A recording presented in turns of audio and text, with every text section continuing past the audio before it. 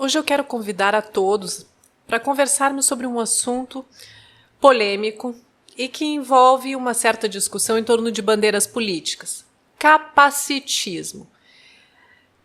A minha preocupação como operadora jurídica, e sempre que nós temos um operador jurídico, obviamente a visão ela há de ser pelo viés legal da questão, é que essa expressão se tornou utilizada por bandeiras políticas sem o pleno conhecimento dos direitos que envolve e do quão séria é essa questão. Então vamos lá, vamos esclarecer um pouco o que significa essa palavra capacitismo. Significa quando nós temos um padrão de corpo, um padrão de físico, um padrão de comportamento mental ou físico que é esperado e tido como o padrão normal em sociedade. Quando alguém diverge desse padrão, nós temos possivelmente um quadro de deficiência ou não necessariamente um quadro de deficiência, mas eventualmente um quadro de deficiência, e nós temos já leis de inclusão para o deficiente. Então, por que falar de capacitismo? O que vem a ser o capacitismo se nós já possuímos uma legislação que assegura o acesso do deficiente, seja ele físico ou mental, aos mesmos estudos, aos mesmos locais, a garantias, acesso ao transporte? Por que nós vamos falar de capacitismo? Porque o capacitismo, infelizmente, ele é maior, mais profundo, mais arraigado nas estruturas da sociedade do que a lei pode penetrar. Nós sabemos que o direito ele sempre procura acompanhar a evolução social, ele procura acompanhar o corpo social, se transformando num corpo jurídico que atenda a esse corpo social. Isso nem sempre é possível. No caso do capacitismo, nós temos uma lei, a Lei 13.146, de 2015, que ela estabelece a inclusão da pessoa com deficiência. Mas foi necessário um decreto-lei em 2023, ou seja, é muito recente. Nós sabemos que uma legislação com 10 anos, ela ainda é uma legislação que está engatinhando, né, para que ela seja introjetada no nosso dia a dia, para que ela passe a fazer parte da nossa rotina como algo natural. Então, uma legislação de 2023 que institui o Plano Nacional de Direitos da Pessoa com Deficiência. Ou seja, ela dá efetividade a uma legislação que já existia desde lá, 2015. Mas ela trouxe o assunto mais a lume, por quê? Nós vamos aqui tratar um pouquinho de casos concretos de capacitismo. Quando nós temos uma criança com dificuldades de aprendizado no ambiente escolar. E essa criança, muito embora ela tenha acesso a atividades adaptadas, por exemplo, junto à escola, mas ela é excluída do todo da escola e das atividades regulares, porque ela é tida como inapta para desenvolver as mesmas atividades e, portanto, ela é deixada de lado, ou ela não realiza os exames junto com os demais colegas, ou ela é excluída de alguma atividade recreativa por ser considerada inapta para tanto.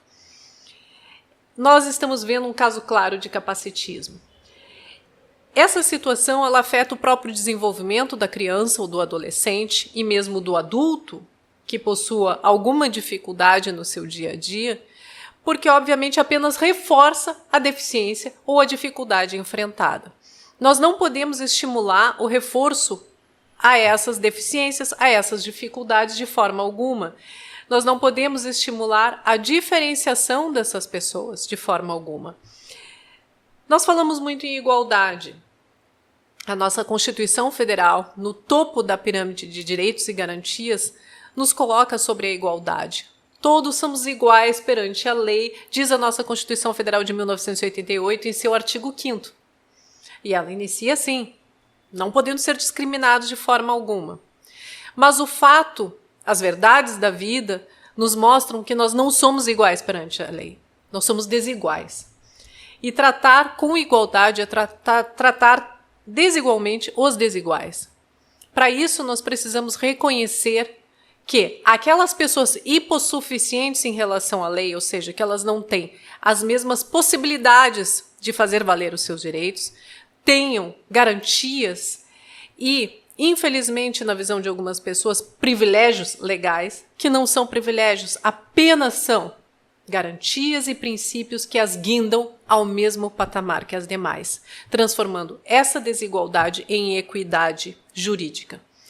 Então, o capacitismo, nós vamos ver toda vez que nós não tivermos acesso a pessoas com deficiência física, por exemplo, em edifícios que têm serviços públicos que são essenciais para a população, mas aos quais parte dessa população não possui acesso. Ou quando alguém precisa votar e ela não possui acesso a esse local. Ou mesmo quando alguém precisa estudar e é desconsiderado com questões simples como: nossa, ele é surdo, ele não me ouve, essa criança é surda, o que acontece com ela? Por que essa criança não reage a isso? Qual é o teu problema? Está me olhando e rindo, por quê?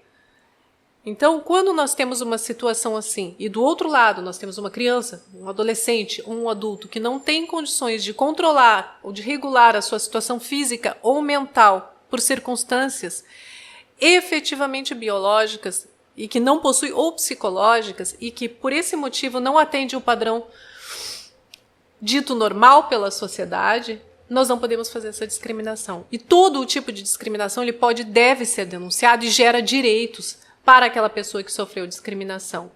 Falar de capacitismo é falar de dar acesso a essas pessoas, a esses locais, mas mais do que isso, mais do que dar essas garantias, mais do que utilizar esses princípios, é conferir medidas legais judiciais para que essas pessoas façam valer tais direitos e garantias. Uma delas, um mandado de segurança quando nos tratamos de educação.